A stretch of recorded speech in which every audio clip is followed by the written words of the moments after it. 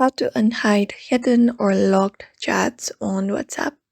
Hi everybody and welcome back to our channel.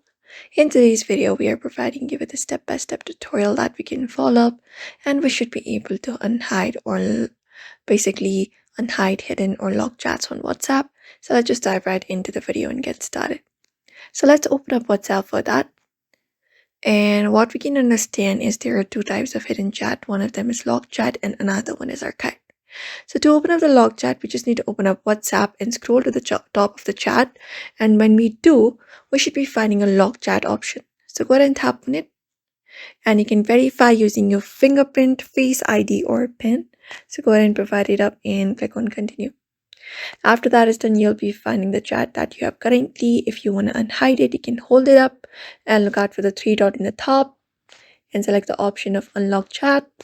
After that, go ahead and again confirm it up with a pen, fingerprint, or anything else, and you should be finding the chat being back on your home screen.